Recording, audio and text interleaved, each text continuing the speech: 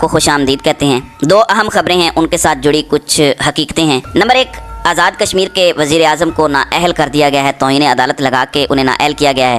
یہ خبر آج جب آئی تو میں تو حیران رہ گیا کہ انہوں نے کچھ سخت تقاریر کی عدلیہ کے خلاف، تو انہیں نااہل کر دیا گیا۔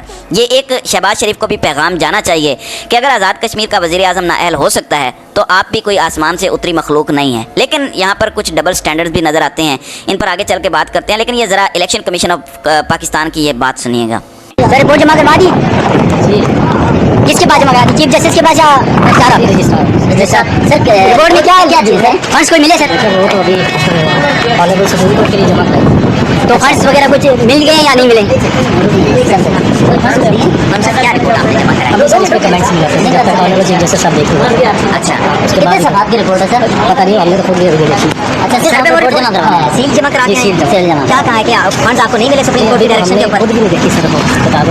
اچھا، تو جب ہم خود دیکھیں گے پھر آپ کو بتائیں گے۔ Okay thank. جی ناظرین اکرام، الیکشن کمیشن نے سیل بند لفافہ سپریم کورٹ میں جمع کروا دیا ہے اپنی رپورٹ کے ساتھ کہ فنڈز ملے ہیں یا نہیں ملے، نہیں ملے تو کیوں نہیں ملے، یہ سب تفصیل لکھی گئی ہے۔ اور یہ نمائندے کا کہنا ہے کہ ہم نے بھی وہ رپورٹ نہیں دیکھی، ایسی کوئی ٹاپ سیکرٹ رپورٹ ہے۔ اب یا تو اندر سے خدا نہ خواستہ چیف جسٹس کی فیملی کی تصویریں یا کوئی ویڈیوز یا USB یا کوئی CD وغیرہ نکل آیا، ہمیں نہیں پتہ، لیکن پاکستان میں ظاہر ہے کچھ بھی ہو سکتا ہے۔ تو رپورٹ بہرحال اس وقت جمع ہو گئی ہے، آئین بھی عملاً ٹوٹ چکا ہے، توہین عدالت عملی طور پر ہو چکی ہے۔ ایک تو سردار تنویر الیاس نے کچھ برا کہہ دیا ہوگا عدالتوں کو، وہ بھی توہین ہے، لیکن حکم نہ ماننا سپریم کورٹ کا حکم ہی نہ ماننا، اس سے بڑی توہین تو کوئی نہیں ہو سکتی عدلیہ کی، اور یہ ہو چکی ہے۔ اس میں تو معافی بھی نہیں ہے، شہباز شریف لیٹر لکھ کر دے دے گا کہ مجھے معاف کر دیں، یہ ایک ایسا کام ہے کہ کرنا پڑے گا، نہیں کرے گا تو توہین عدالت ہوگی۔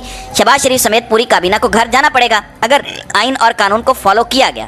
دیکھنا یہ ہے کہ چیف جسٹس آئین اور قانون کو فالو کریں گے یا یہاں پر بھی نظریہ ضرورت ہی پریویل کرے گا، کیونکہ یہ خبر آئی تھی کہ آزاد کشمیر کے وزیر اعظم کو جو نااہل کیا گیا ہے اس میں کچھ وجوہات ہیں۔ حبیب اکرم نے اس پر تبصرہ کیا تھا، یہ ذرا ان کا تبصرہ بھی سن لیں۔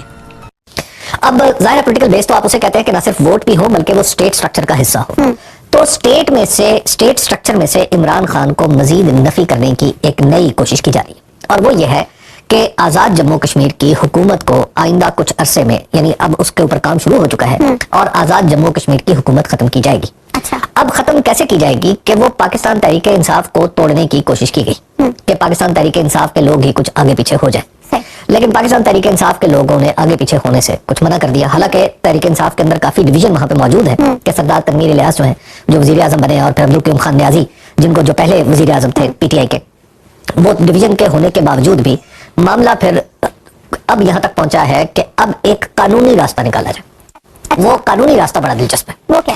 وہ قانونی راستہ یہ ہے کہ پاکستان تحریک انصاف کی وہ رجسٹریشن جو آزاد جموں و کشمیر میں ہے، اچھا، اس کو چیلنج کیا جائے۔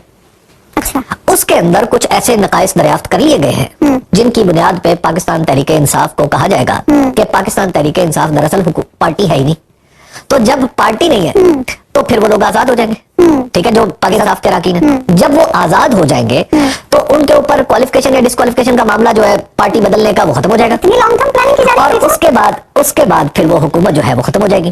اب آپ یہ سوچیں کہ اگلی پارٹی کون ہے جس کو حکومت دینی ہے؟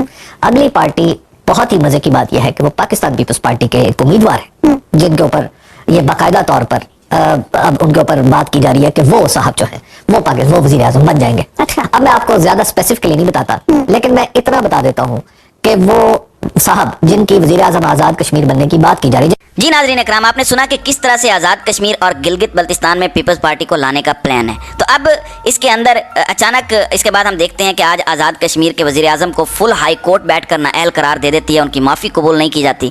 دوسری جانب PTI کا ریئیکشن بڑا ڈیفرنٹ ہے۔ فواد چودھری بھی کہتے ہیں کہ عدالتوں کا احترام ہونا چاہیے اور شہباز شریف کو اس سے سبق حاصل کرنا چاہیے۔ پھر ڈاکٹر ارسلان خالد کہتے ہیں کہ اگلے شہباز شریف ہیں جو نااہل ہو کر گھر جائیں گے۔ تو PTI اس فیصلے کو ایکسیپٹ کرتی نظر آ رہی ہے۔ میں آپ کو ایک اور بات بھی بتا دیتا ہوں کہ سردار تنویر الیاس جنرل باجوہ کے بہت قریب تھے، ان کو اسٹیبلشمنٹ کے بہت قریب سمجھا جاتا تھا۔ انہوں نے کھل کے اس دوران بیانات بھی دیے جو اسٹیبلشمنٹ کی فیور کر رہے تھے اور عمران خان کے خلاف تھے۔ تو ان کی نااہلی کی سمجھ نہیں آ رہی، جبکہ PTI کا ریئیکشن بھی ابھی تک سمجھ سے باہر ہے۔ تو اب یہاں پر پیپلز پارٹی کو جو ہے وہ آگے لانے کا پلان بنا لیا گیا ہے۔ تو اب یہ ایک بات ہو گئی یہاں پر کلیئر کہ آزاد کشمیر کا وزیر اعظم نااہل ہو گیا ہے، اور اگلی باری شہباز شریف اور اس کی پوری کابینہ کی ہے، کیونکہ حکومت کو کہا گیا تھا کہ पार्लियामेंट को ये ऑर्डर नहीं दिया गया था। पार्लियामेंट हुकूमत नहीं है, हुकूमत वजीर आजम और उसकी काबीना की होती है। तो ये सारे नाअहल होंगे अगर कानून फॉलो होता है। मसला क्या है? मसला ये है कि काजी फायद ईसा का कल पार्लियामेंट में जाना ये पैगाम था चीफ जस्टिस को कि आपने अगर इन्हें नाअहल किया तो आपकी ही सुबकी होगी, ये नाअहली चंद माह ही चलेगी, मैं जैसे ही आऊँगा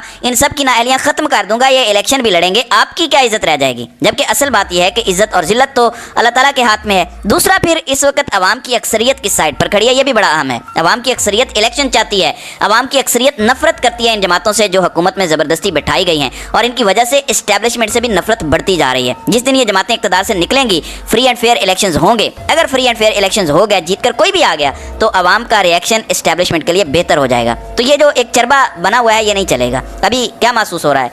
महसूस ये हो रहा है कि अगर इमरान खान सिस्टम से माइनस हो जाता है तो पाकिस्तान में अपोजिशन का वजूद ही खत्म हो जाएगा। सारी जमातें और इस्टेब्लिशमेंट सब मिलकर खाने का एक एक्ट, एक मुआहदा किए बैठे हैं कि आज के बाद ना आप हमको छेड़ेंगे ना हम आपको छेड़ेंगे, आप भी खाएं हम भी खाते हैं। तो एक वाहिद अपोजिशन है इमरान खान इन सब चीज़ों के खिलाफ। एक वाहिद बंदा है जो करप्शन के खिलाफ बात करता है, एक वाहिद बंदा है जो चाहता है कि रूल ऑफ लॉ कायम हो।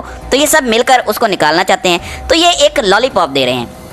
ये कहते हैं कि एतमाद साजी होगी तो बैकडोर चैनल पर बात होगी, जब एतमाद साजी होगी तो फिर आगे बढ़ेंगे। यानी ये हर चीज़ को लटकाना चाहते हैं। ये सिर्फ टाइम गेन कर रहे हैं कि किसी ना किसी तरीके से काजी फायज़ ईसा आ जाएं, नवाज शरीफ बहाल हो जाएं, या तो हमें एमरजेंसी लगाने का मौका मिल जाए जिसकी तौसीक हो जाए, या अगर इलेक्शंस हों भी तो जब चीफ जस्टिस काजी फायज़ ईसा होगा तब होंगे। याद रखिएगा, एक बड़ी अहम पॉइंट मैं आपको बता देता हूँ। जब इलेक्शन में हद से ज़्यादा धांधली होगी, और इनका ये प्लान है, जैसे लोगों को ये नंगा कर रहे हैं, कोई डरते वरते नहीं है, लोगों को अगवा कर रहे हैं, कपड़े डाल के अदालत में ला रहे हैं उन लोगों को जिन पर कोई केसेस ही नहीं है, तो ये नंगी धांधली भी करेंगे। मतलब आपके सामने, कैमरे के सामने डब्बे आएंगे, वो रखेंगे और असल डब्बा उठाकर ले जाएंगे और आप कुछ नहीं कर सकेंगे। यानी अब क्या होगा एंड में? आप ज़ाहिर है अदालत में जाते हैं, हाई कोर्ट, सुप्रीम कोर्ट, ज़्यादातर सुप्रीम कोर्ट में ऐसे मामलात एंड पर जाते हैं। तो इलेक्शन को काजी फायज़ ईसा और उनके जो हम ख्याल जज हैं अगर ओके करार दे देंगे, अगर किसी की कोई नहीं सुनेगा, आप मुझे बताएं क्या होगा? तो काजी फायज़ ईसा अगले कुछ प्लान्स का भी हिस्सा है, ये मेरा तज्जिया है। वैसे तो मुझे ये नहीं लगता कि अगले 2-3 साल कम अज़ कम ये इलेक्शन करवाना चाहते हैं, क्योंकि ज़ाहिर है इक़्तिदार एक ऐसा नशा है जो इंसान छोड़ना नहीं चाहता। तो ये चाहते हैं कि ऐसे ही गैर आइनी तरीके से ये चिपके रहें इक़्तिदार के साथ। अब तौहीन अदालत का केस सुप्रीम कोर्ट के अंदर है, पैसे और फंड्स ये जारी कर नहीं सके। वज़ीर आज़म आज़ाद कश्मीर को निशान इबरत बनाया है, एक मिसाल बनाया है। तो अब देखना यह है कि वज़ीर आज़म आज़ाद कश्मीर की तरह सुप्रीम कोर्ट शहबाज शरीफ और पूरी काबीना को निशान इबरत बनाती है या नहीं। तो नाज़रीन इकराम, आपकी इस वीडियो के हवाले से क्या राय है? आप अपनी राय का इजहार कमेंट सेक्शन में ज़रूर कीजिएगा।